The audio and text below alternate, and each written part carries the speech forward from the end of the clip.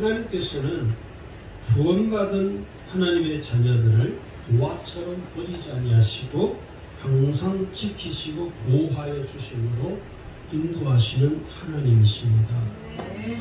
그래서 우리가 이 하나님의 인도하심을 받는 확신은요, 하나님의 돌보심과 인도하심을 내가 온전히 믿고 의지하는 신앙입니다. 여호수아가 모세의 뒤를 이어서 이스라엘의 두 번째 지도자로 세워지게 되었습니다. 여호수아에게 두려움이 엄습을 하게 되죠. 왜 그러냐, 그 앞에 지도자가 너무 탁월해 버렸거든요. 제가 섬겼던 교회 이야기를 잠깐 하자면, 그 교회는 담임 목사 때문에 담임 목사님이 제가 있을 때 모셨던 그 목사님이 너무 탁월하게 해버리는 바람에 목회를 너무 잘하시니까 그 후임으로 오는 담임 목사님들이 오래 버티지를 못합니다.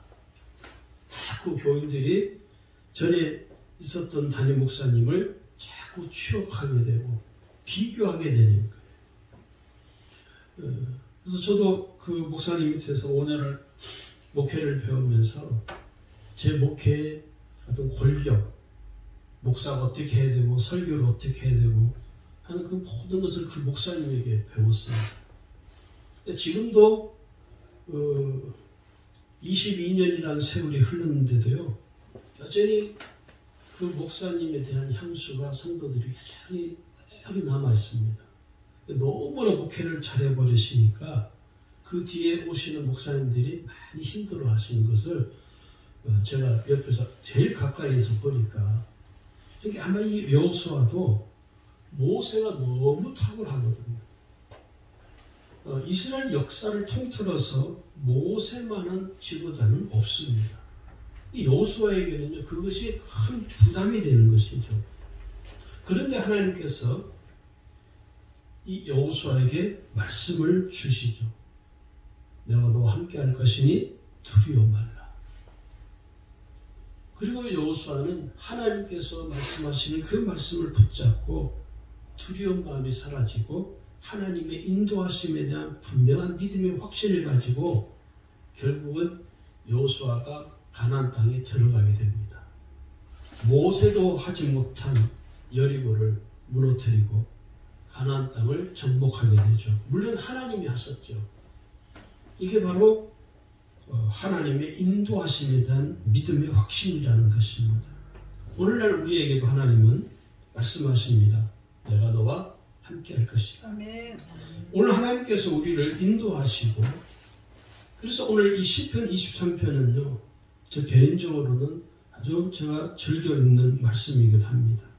오늘 이 시편 23편에서는 뭐라고 말씀하냐면 목자라고 말씀하시죠. 오늘 목자이신 그 하나님께서 오늘 우리의 삶을 인도해 주시겠다는 것입니다.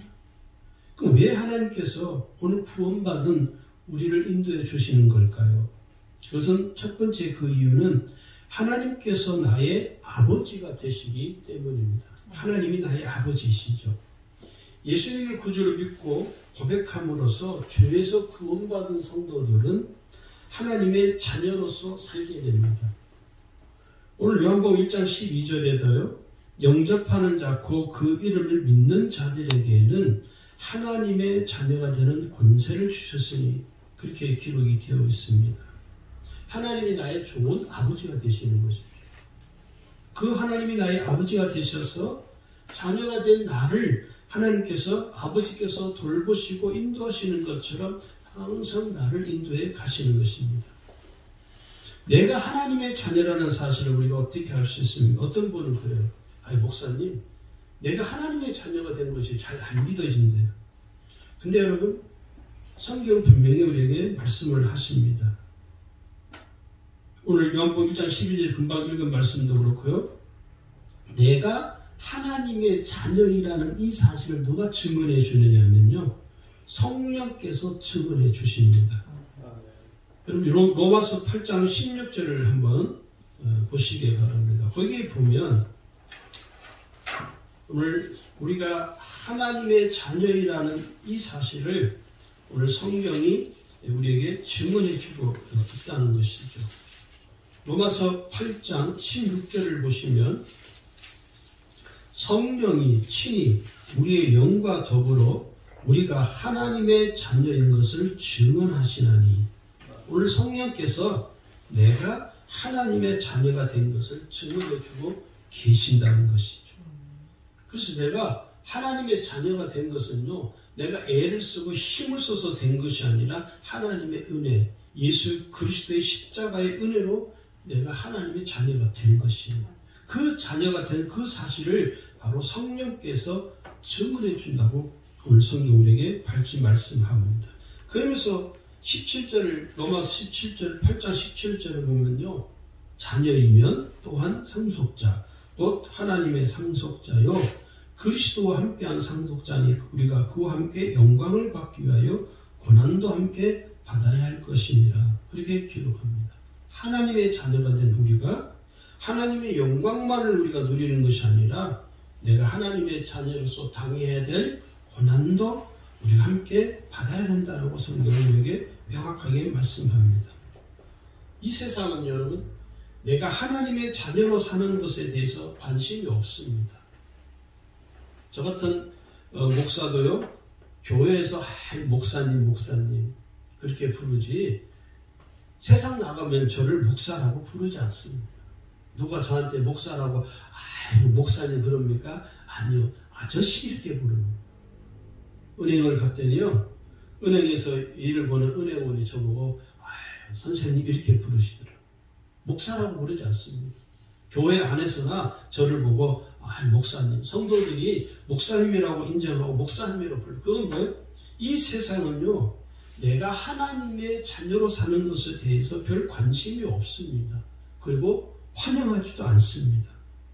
여러분, 우리가 세상 사람들에게 나 예수 믿어, 나 하나님 자녀야, 그렇게 말을 한다고 해서 그 세상 사람들이 그래? 당신 정말 좋겠네. 당신 하나님의 자녀야? 정말 축복받는 사람이네. 이렇게 말합니까? 아니요, 무시합니다. 멸시합니다. 이게 하나님의 자녀가 이 세상에서 당해야 될 고난이라는 거예요. 그래서 우리 이 하나님의 자녀로 사는 우리는요, 이 세상 사람들로부터 핍박을 받고 비난을 받고 고난을 받게 되고 있습니다. 그러므로 하나님의 자녀로 살아가는 우리가요, 이 세상에서 고난받는 것을 두려워할 이유가 없다는 것입니다. 왜? 내가 하나님의 자녀라는 사실을 역설적으로 증거해주는 사실이기도 합니다. 그래서 하나님의 자녀는요, 하늘에 속한 사람으로서 사는 것, 세상에 속한 사람으로 사는 것이 아니라 하나님께 속한, 하나님의 나라에 속한 천국 백성답게 사는 것입니다. 두 번째는요, 왜 하나님께서 우리를 인도해 주시냐면 하나님은 우리의 구원자이시기 때문입니다. 하나님께서는 오늘 구원받은 우리에게 구원의 은혜를 베풀어 주셨죠. 하나님께서 오늘 우리에게 베풀어 주신 이 구원의 은혜는요, 완전한 구원입니다. 불완전한 구원이 아닙니다. 완전하신 구원의 은혜이죠. 그래서 하나님께서 오늘 우리에게 베풀어 주신 이 구원의 은혜는요, 이례적인 것이 아닙니다. 영원히 변하지 아니하시는 하나님의 은총이라는 것입니다. 이사야 43장 11절에 보니까요, 나 곧 나는 여호와라, 나 외에는 구원자가 없느니라, 이렇게 말합니다. 이 구원의 은혜는 영원히 사라지지 않는 영생이라고 성경에 말합니다. 요한복음 10장 28절에도요, 내가 그들에게 영생을 주노니 영원히 멸망하지 아니할 것이요 또 그들을 내 손에서 빼앗을 자가 없는 거예요. 오늘 우리에게 영생을 준다는 거예요. 이게 구원의 은혜라는 거예요. 그런데 이 구원의 은혜, 영생은요, 어느 누구도 빼앗을 자가 없다는 거예요. 할렐루야. 그래서 오늘 우리가 이 세상에 살면서 아무리 힘들고 어려워도 내게 주어진 이 구원의 은혜, 내가 받은 이 구원의 은혜는요, 우리가 잃어버릴 수가 없는 거예요. 여러분, 영생이 뭡니까? 영생은요, 요한복음 17장 3절에서 영생에 관해서 말씀합니다. 거기 이렇게 기록되어 있습니다. 영생은 곧 유일하신 참 하나님과 그가 보내신 자 예수 그리스도를 아는 것입니다. 또 한 구절이 있어요. 우리가 잘 아주 요들 같은 말씀이죠. 요한복음 3장 16절 하나님이 세상을 이처럼 사랑하사 독생자를 주셨으니 이는 그를 믿는 자마다 멸망하지 않고 영생을 얻게 하려 하십니다. 영생이 뭡니까? 예수 그리스도. 하나님과 그의 보내신 자 예수 그리스도를 아는 것, 그 예수 그리스도를 믿는 것, 이게 곧 성경은 영생이라고 말씀을 합니다. 세 번째, 하나님께서 우리를 인도하시는 이유 세 번째는요, 하나님께서 나의 목자이시기 때문입니다. 나의 목자이신 하나님께서는요, 나를 홀로 내버려 두지 아니하시고 나를 항상 인도해 주십니다. 그래서 양은요, 목자의 인도함을 받지 못하면 한 발자국 움직일 수가 없습니다. 주는 나의 목자이시고 나는 주의 어린 양이죠. 오늘 시편 23편 1절을 보면요, 여호와는 나의 목자시니, 그래서 뭐라고 이야기하냐면 내게 부족함이 없으리라. 오늘 내가 부족함이 없는 삶을 살 수 있는 근거가 뭐냐면 하나님이 나의 목자가 되시기 때문입니다. 이 부족함이 없다는 말은 물질이 많다는 것을 말하는 게 결코 아닙니다. 물질이 없어도 그 물질 없는 것 때문에 스트레스를 받지 않는 거예요.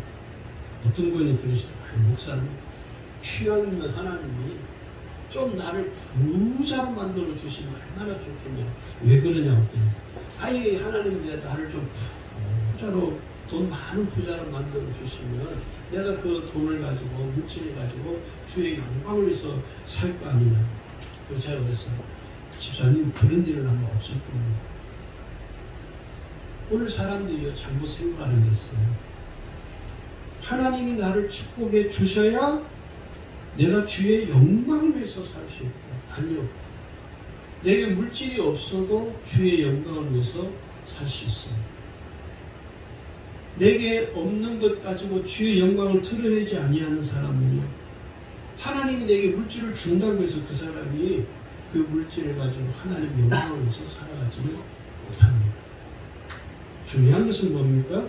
내가 필요 없을지라도, 부족하지만, 내가 비록 물질이 없어도 부족한 가운데 있지만 그럼에도 불구하고 내게 주어진 내 삶의 형편에서, 내게 주어진 삶의 환경에서 나는 주의 영광을 위해서 살아가리라. 이 믿음을 가진 자에게 하나님이 은혜를 주시는 겁니다.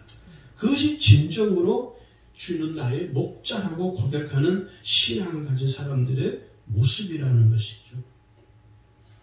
오늘 여기 성경은 우리에게 23편 4절에 보니까 내가 사망의 음침한 골짜기로 다닐지라도 해를 두려워하지 않을 것은 주께서 나와 함께 하심이라, 이렇게 말씀하고 있습니다. 내가 삶의 어려운 지경에 이룰지라도 내가 두려워하지 않을 것은 그 주님이 나의 목자가 되시기 때문에 그 주님이 항상 나와 함께 하심을 내가 믿는 것이죠. 그래서 그 믿음을 가지고 우리가 이 세상 살면서 두려워하지 않게 되는 것입니다. 네 번째는요, 약속하신 바를 지키시는 하나님이시기 때문입니다. 여러분, 하나님은 신실하신 하나님이시죠. 그 신실하신 하나님께서는 오늘 우리에게 약속하신 것을 반드시 지켜주시고 이루어 주십니다. 그래서 하나님은 신실하신 하나님이라고 우리가 고백하는 거죠. 인간은 시건하잖아요. 인간은 얼마나 많은 말로서 사람을 시험 들게 하고 또 실망하게 하고. 그래서 여러분, 이 약속이라는 건요, 쉽게 생각할 수가 없는 거예요. 지금 대선을 이제 며칠 앞두고 있지 않지, 며칠 남지 않은 얼마나 많은 대선 후보들이 보니까 15명인가 되더라고요. 그 15명 다 빼고 한 두 사람만 추린하더라도 제일 앞에 있는 사람 두 사람만 추려, 그 사람 두 사람 우리가 이렇게 보면 얼마나 많은 거짓말을 하는지. 그죠? 그 사람들이 다 보면 누가 거짓말을 적게 하는가? 가장 거짓말을 적게 하는 사람을 찾아야 된다는 거예요. 제가 그래서 그건 불가능하다고. 둘 다 거짓말이 너무 강하니까. 그게 인생이라는 것이에요. 그 후보들만 그렇습니다. 우리 자신만 보더라도 우리가 얼마나 많은 시건을 하며 살아갑니다. 그래서 오늘 세상 사람들이 그리스도인들을 믿지를 못하는 거예요. 저 시건하는 사람들, 말 많은 사람들. 우리는 언젠가 우리 그리스도인들이 낙인 찍힌 게 뭐냐면 저 예수 믿는 것들은 말이 너무 많아. 이렇게 우리는 낙인 찍혀버립니다. 왜? 우리가 신실하신 하나님을 믿음에도 불구하고 우리 자체가 신실하지 못하고. 여러분, 하나님은 신실하신 하나님이십니다. 오늘 그 목자이신 하나님께서 오늘 나의 삶을 인도해 가시는데, 그러면 그 하나님께서, 목자이신 하나님께서는 우리의 삶을 어떻게 인도하십니까? 첫 번째는요, 하나님께서 지켜주심으로 인도해 주십니다. 구원받은 성도들을 하나님께서 지켜주셔요. 매 순간순간마다. 여러분, 운전을 하시는 분들은 운전 못하는 분은 거의 대부분 없죠. 운전할 때, 저는 운전할 때마다 소스라치게 놀라는 게 하나 있어요. 갑자기 차가 뛰어들거나, 갑자기 앞에 가는 차가 느닷없이 그냥 갑자기 급브레이크를 잡는다든가, 그런 일들은 너무 많죠. 그 순간순간마다 깨닫는 게 뭐냐면, 하나님이 지켜주심으로, 하나님이 나를 지켜주심으로 내가 이렇게 오늘 하루도 무사히 아무 일 없이 지나올 수 있구나 하는 것을 깨닫게 되는 것. 근데 오늘 우리가요, 그 하나님이 나를 지켜주시는 것에 대해서 우리가 잘 믿음으로 그것을 보지를 못하는 것이죠. 오늘 시편 18편 2절에 말씀하기를, 여호와는 나의 반석이시요 나의 요새이시요 나를 건지시는 이시요 나의 하나님이시요 내가 그 안에 피할 나의 바위시요 나의 방패시요 나의 구원의 뿌리시요 나의 삼성이시로다. 하나님은 나의 반석이 되시고 나의 요새가 되시고 나의 피할 바위가 되시고 나의 방패가 된다는 거예요. 하나님이 이처럼 우리를 지켜주시고 항상 우리의 삶을 인도해 가고 계시는 것입니다. 목자이신 그 하나님께서는 나를 지켜주시는데 환난을 또 면하기도 하시고요. 환난을 당할 때 환난을 피할 길도 하나님이 열어주시고 그 환난을 이길 수 있는 은혜도 우리에게 주십니다. 목자이신 하나님께서는 우리의 출입을 영원까지 지켜주신다고 오늘 시편 121편에 기록을 하고 있습니다. 여러분, 다니엘과 그의 세 친구 사드락, 메삭, 아벤노고를 생각해 보십시오. 그들은 풀물불에 던져지고 사자굴에 던져지잖아요. 풀물불에 던져지고 사자굴에 던져진 그들을 어떻게 하십니까? 하나님이 그 생명을 지켜주시죠. 머리털 하나 상하지 아니하고 안전하게 하나님이 그들을 그 생명을 지켜주십니다. 오늘날에도요, 구원받은 성도들이 삶의 위기를 당해서 삶의 큰 어려움에 빠져 있게 되면 하나님이 그들을 지키시고 보호하십니다. 할렐루야. 두 번째는요, 하나님께서 우리에게 은혜를 베푸심으로 인도하십니다. 하나님은 항상 우리에게 은혜를 베풀어 주시는 그 은혜가 어떤 은혜입니까? 한량없는 은혜라고 성경은 기록을 하고 있습니다. 민수기 6장 25절에 여호와는 그의 얼굴을 내게 비추사 은혜 베푸시기를 원하며 기록이 되어 있습니다. 하나님의 은혜는 여러분 끝이 없죠. 부족함이 없는 은혜인 것입니다. 죄인된 인간이 죄의 사함을 받아서 구원받은 이 은혜는 뭡니까? 구원의 은혜라고 말하는 것입니다. 이 구원의 은혜는 우리 인간이 노력해서 얻어낼 수 있는 것이 아니라 전적인 하나님의 은혜로 주어지는 특별한 은총이죠. 그래서 이 죄인된 인간이 경험할 수 있는 구원의 은혜는요, 하나님께서 인간에게 베풀어 주시는 가장 베스트한 은총의 선물이라는 거예요. 이 하나님께서 베푸시는 이 구원의 은혜는 어떤 특정한 사람에게만 주는 것이 아닙니다. 모든 사람에게 주시는 은혜이죠. 모든 사람에게 구원의 은혜가 임하는 것입니다. 그래서 그 구원의 은혜를 받아들이는 사람, 그 구원의 은혜를 믿는 사람은 죄에서 구원받는 것이고, 그 구원의 은혜를 저버리는 사람, 거부하는 사람은요, 심판을 받는 것입니다. 하나님께서는요, 오늘 우리의 필요를 채워주심으로 인도하십니다. 세 번째는, 하나님께서 오늘 우리의 필요를 채워주시는 것이 무엇이냐면, 첫 번째는 구하는 자에게 좋은 것으로 주십니다. 마태복음 7장 11절에 말씀하기를 너희가 악한 자라도 자식에게 좋은 것으로 줄 알거든 하물며 하늘에 계신 너희 아버지께서 구하는 자에게 좋은 것으로 주시지 않겠느냐. 하나님 우리가 구하는 것만 항상 좋은 것으로 주십니다. 저도 어디 뭘 이렇게 과일을 살 때 집에 우리 아이들이 먹을 걸 생각해서 좋은 것으로 생각해요. 여러분, 어느 부모가 과일을 이렇게 사면서 썩은 과일을 사는 부모가 있습니까? 없거든요. 좋은 과일. 왜요? 내 자식들에게 좋은 것으로 먹이고. 그게 하나님 아버지의 마음이랍니다. 오늘 하나님께서는 우리의 필요를 채워주시는데 우리가 구하는 것마다 좋은 것으로 주시는 하나님이십니다.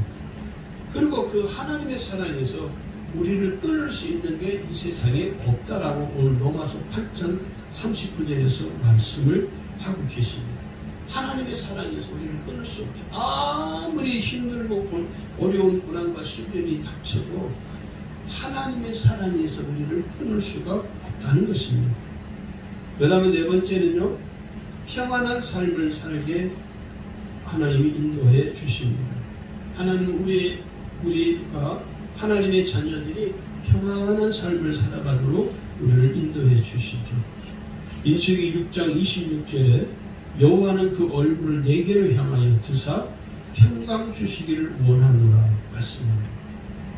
여러분, 오늘 우리 마음속에 두려움이 밀려오고 걱정이 밀려오고 근심이 밀려오고 염려가 밀려오면 하나님께 구하셔야 됩니다. 무엇을? 평안함을 위하여 하나님께 구해야 됩니다. 이 세상에는 평안함이 없습니다. 돈이 많으면 평안할 것 같죠? 아니면 오히려 더 불안한 것. 가진 것이 많으면 많을수록 오히려 더 불안하죠. 근데 가진 것이 없는 사람은요, 불안하지 않습니다. 제가 처음 22년 전에 여기 독신에 왔을 때, 그때는 이 독신이 이렇게 원룸이 하나도 없었습니다. 그래서 빈 땅이 굉장히 많았습니다. 저도 옆에 있는 이 땅을 교회에서 샀으면 좋겠는데 교인이 없는데 제가 왔을 때는 교인이 없는 곳에 왔기 때문에 교인이 없는 이 땅을 살 수가 없어서 참 안타깝더라고요. 나한테 돈이 한 5천만 원만 쓰네. 그때 당시 5천만 원도 안 들었거든요. 이 땅 사는 3,500, 4천만 원만 쓰면 그 땅을 이 땅을 살 수가 있었어요. 돈이 없으니까 안타깝던 거죠. 그 당시에는 여러분, 덕실에게 차가 많지 않고 외국인도 거의 없던 시절이에요. 외국인도 아예 없던 시절이에요. 그래서 사택에 대문을 잠그고 다닌 적이 한 번도 없었어요. 방문도 잠그지 않았습니다. 교회 문도 잠그지 않았어요. 다 열어놓고 돌아다니고. 하루 이틀 어디 갔다가 와도요, 아무 문제가 없어요. 도둑이 들지 않았습니다. 누가 가져갈 것이 있어야지. 우리 교회만은 그냥 다 이 독신 지역 자체가 다 그랬을 때 당시에는 도둑이 들지 않는, 그래서 참 살기 좋은 동네다. 참 살기 좋은 동네다. 그래서 어디 갔다 올 때마다 집에 오면 마음이 그렇게 평안해. 근데 지금은요, 다 문을 잠그고 다닙니다. 원룸이 너무 많이 들어와서 동네도 지저분해지고, 옛날에는 동네가 참 깨끗한 동네. 지금은 동네도 지저분해지고, 외국인도 그렇게 많아지고, 우리 교회도 지금 코로나 때문에 중국 한족 분들이 중국으로 지금 다 돌아갔지만, 조선족 분들도 우리 교회 꽤 많이 있었죠. 지금 코로나 때문에 다 그냥 중국으로 돌아가죠. 외국인도 지금 너무 많으니까 동네도 지저분해지고. 그러니까 어디를 갈 때 꼭 문을 잠그고 다녀야 돼요. 교회 문도 이제는 잠그고 다녀야 돼요. 한 번은 어디 갔다 왔는데 보니까 저 현금 달 책상에 헌금 봉투가 하나도 없는 거예요. 그러니까 도선생이 와서 잠깐 헌금 그 빈 봉투를 다 가져간 거예요. 그래서 덕신인 어느 목사님하고 이런저런 이야기 하다가 며칠 전에 우리 교회에 도선생이 왔다 갔다. 아 그래? 우리 교회도 도선생이 왔다 갔어. 헌금 봉투 빈 봉투를 다 가져갔다는 거. 그 목사님 통해 들어보니까 덕신, 남창 있는 모든 교회들이 헌금 봉투를 다 가져갔대요. 그 뒤로는 교회 문을 잠깁니다. 이게 평안하지 못한 거예요. 세상이 너무 시끄럽고 세상이 너무 혼탁하니까 우리의 삶이 언젠가부터 우리가 평안함이 우리 속에서 사라져버렸습니다. 그대로 꼭 기억하셔야 돼요. 오늘 그러한 이 세상 속에서 사는 우리에게 하나님이 우리에게 평강을 주십니다. 할렐루야. 빌립보 4장 7절에 보니까요. 모든 지각에 뛰어난 하나님의 평강이 그리스도 예수 안에서 너희 마음과 생각을 지키시리라. 오늘 하나님께서 우리에게 평안함을 주십니다. 다섯 번째는요. 죄의 유혹에 넘어가지 않도록 우리를 보호하여 주십니다. 죄는 여러분 구원받은 성도의 삶을 무너뜨리는 가장 강력한 영적 장애물입니다. 죄가 가득한 곳에는 하나님이 역사하지 않습니다. 왜냐하면 하나님이 가장 싫어하는 게 뭐냐면 죄입니다. 죄를 품은 자, 죄를 범하는 자, 죄를 범한 자와 함께 있는 자, 결코 하나님의 은혜를 경험할 수 없습니다. 죄가 얼마나 심각한지 우리가 깨달아야 한다는 거예요. 오늘 그러므로 구원받은 우리는요, 죄를 범하지 않도록 각별히 주의하고 경계해야 됩니다. 우리 인간의 힘으로는요, 죄를 이길 수가 없습니다. 왜냐하면 인간에게는 죄를 이길 만한 능력이 없습니다. 인간은 본래 태어날 때부터 죄인으로 태어났기 때문에 죄를 제압할 수 있는, 죄를 이길 수 있는 능력이 없습니다. 오늘 여기 로마서 3장 23절에 보니까 모든 사람이 죄를 범하였음에 하나님의 영광이 이루지 못한다라고 말씀합니다. 그러니까 오늘 구원받은 성도가 죄에서 떠난 삶을 살기 위해서는 어떻게 해야 되느냐? 죄를 지은 즉시 그 죄를 하나님께 자백해야 됩니다. 그 죄를 묵혀두면 안 돼요. 그들을 내가 범한 죄를 묻혀두면 안 됩니다. 그 죄를 범한 즉시 깨달은 그 즉시 하나님께 나의 죄를 토설해야 됩니다. 자백해야 됩니다. 고백해야 됩니다. 내가 범한 죄를 숨기지 말아야 됩니다. 감추지 말아야 됩니다. 하나님께 낱낱이 자백해야 됩니다. 자신이 범한 죄를 자백하는 건요, 하나님께서 베풀어 주시는 특별한 은총을 입는 은혜의 시간이라는 것을 우리가 꼭 기억해야 합니다. 여섯 번째는요, 성령과 동행하는 삶을 살아가도록 인도해 주십니다. 오늘 진리의 영이신 성령께서는요, 우리를 항상 진리 가운데로 인도해 주신다고 오늘 요한복음 16장 13절에 말합니다. 오늘 성도들이 목사님 말씀대로 살기 어려워요. 이유가 있죠.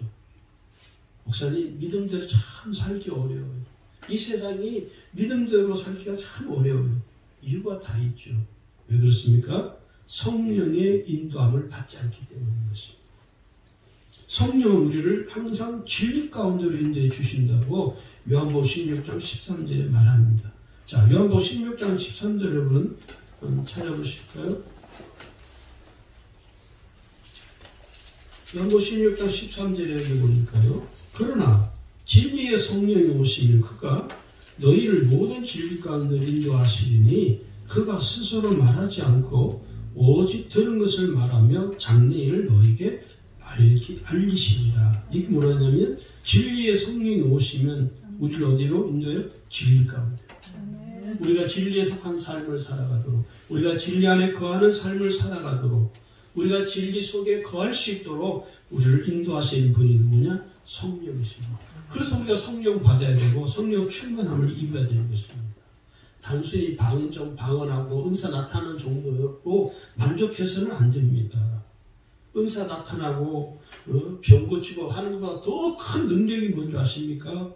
내가 진리 가운데로 인도함을 받는 거예요. 할렐루야. 오늘 그 성령께서 또 뭐라고 말씀하냐면 요한복음 14장 26절에 보십시오. 거기 보면 이렇게 말합니다. 보혜사 곧 아버지께서 내 이름으로 보내실 성령 그가 너희에게 모든 것을 가르치고 내가 너희에게 말한 모든 것을 생각나게 하리라. 성령은요 우리를 가르쳐 주시는 분입니다. 내가 어떻게 살아야 될지, 내가 어떻게 어떤 믿음이 어떤 믿음으로 살아야 될지, 내가 주의 말씀을 어떻게 의지해야 될지 구체적으로 성령은 우리를 가르쳐 주시고 뿐만 아니라 우리에게 주의 말씀을 생각나게 하십니다. 그럼 우리가 성령과 동행하는 삶을 사는 것을 정말 사모하셔야 됩니다. 그렇다면 오늘 우리가 하나님의 인도하심을 받는 인도하심의 확신을 가지고 살아가려면 어떻게 해야 되느냐면요. 첫 번째는 여호와는 나의 선한 목자가 되시는 신앙으로 살아야 됩니다. 하나님은 나의 목자이십니다. 나는 목자이신 그 하나님만 의지하며 삽니다라는 이 목자 신앙으로 살아야 됩니다. 하나님은 선한 목자이시죠. 오늘 예수 믿는 우리 모든 그리스도는 목사인 저도 그렇고 모든 사람들은 누구의 양입니까? 하나님의 양입니다. 하나님이 나의 선한 목자가 되십니다. 그 선한 목자이신 하나님께서 나의 모든 것을 가장 잘 아십니다. 나보다 나를 더 잘 아셔요. 저도 어떤 때는요 저 자신을 잘 모를 때가 있어요. 내가 왜 이러지? 그럼 뭡니까? 내가 나를 잘 모른다는 것입니다. 나를 가장 잘 아시는 분이 누구냐? 나의 목자이신 하나님이시다. 부부간에도 여러분, 저도 우리 사모고 산 지가 지금 30년이 넘었습니다. 저희 큰딸이 그래가 31살이고 30년이 더 넘었죠. 그런데 어쩔 때 잘 모를 때가 있습니다. 여러분 자신을 잘 아십니까? 어떤 분은 목사님, 저는 저를 너무 잘합니다. 내가 볼 때는 그분이 자기 자신도 잘 모르는 것 같아요. 그럼 여러분, 하나님은 나보다도 나를 더 잘 아십니다. 하나님은 나보다 나를 너무 잘 아십니다. 그래서 오늘 하나님께 우리의 삶을 다 부탁할 수 있어요. 우리의 삶을 하나님께 다 맡길 수 있는 거예요. 그분이 나의 목자가 되시고. 두 번째는요, 하나님의 말씀을 부지런히 읽고 묵상하며 그 말씀을 지켜 행해야 됩니다. 오늘 신학의 가장 중요한 골격이죠. 하나님의 말씀을 부지런히 읽고 그 말씀을 지켜 행하는 것. 이게 우리 신앙의 가장 중요한 골자입니다. 오늘 우리가 신앙생활에서 힘들고 어렵고 신앙생활이 잘 힘들게 여겨지고 신앙생활이 뜻대로 잘 안 되는 것. 왜 그렇습니까? 하나님의 말씀을 부지런히 지켜 행하지 않거든요. 하나님 말씀을 지켜 행하는 것보다 내 뜻대로 하고 싶은 마음이 더 강한 겁니다. 그러다 보니까 어떤 일이 벌어집니까? 자꾸 하나님의 말씀과 내 삶에 어긋나는 거예요. 오래전입니다. 제가 여기 와서 얼마 안 됐을 텐데 바로 우리 교회 앞에서 아이가 막 큰 소리를 우는 소리가 나요. 그래서 나가서 보니까 그 젊은 엄마가 한 2학년이나 3학년쯤 돼요. 그 작은 여자아이를 나는 그 지나가는 다른 사람이 때리려고 해서 엄마가 그 아이를 길거리에서 얘가 몸 휘청할 정도로 두드려 펴는 거예요. 내가 나와서 뭐 한마디 하려니까 그 엄마가 그 아이 손을 잡고 팍 하더라고요. 나중에 보니까 이쪽 라인의 저쪽 끝에 어느 빌라에 사시는 분. 지금도 살아요. 근데 그 아이가 지금 어른이 됐다. 부모가 왜 그래요? 자기 뜻대로 아이가 안 하니까 아이가 고집을 피우니까 아무리 고집을 피운다고 세상에 길거리에서 아이를 그렇게 그냥 개패듯이 되는 사람 제가 보면서 저럴 수가 없을까. 여러분, 우리가 하나님의 말씀과 어긋나는 삶을 살게 되면요, 우리의 삶에 큰 문제가 발생하는 거죠. 오늘 우리가 하나님이 나의 목자가 되시는 그 삶은 어떤 삶이냐? 하나님의 말씀을 지켜 행하는 것입니다. 할렐루야.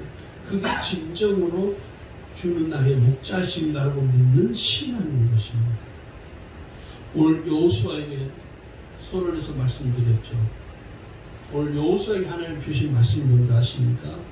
여호수아 1장 7절 8절입니다. 거기 이렇게 기록되어 있습니다. 오직 너는 마음을 강하게 하고 극히 담대히 하여 나의 종 모세가 내게 명한 율법을 다 지켜 행하고 좌로나 우로나 치우치지 말라. 그래야 하면 어디로 가든지 형통하리니.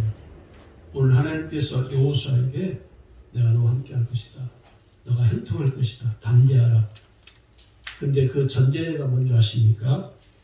모세가 내게 명한 율법을 다 지켜 행하고 좌로나 우로나 치우치지 말라. 그래야 하면 어디로 가든지 형통하리니.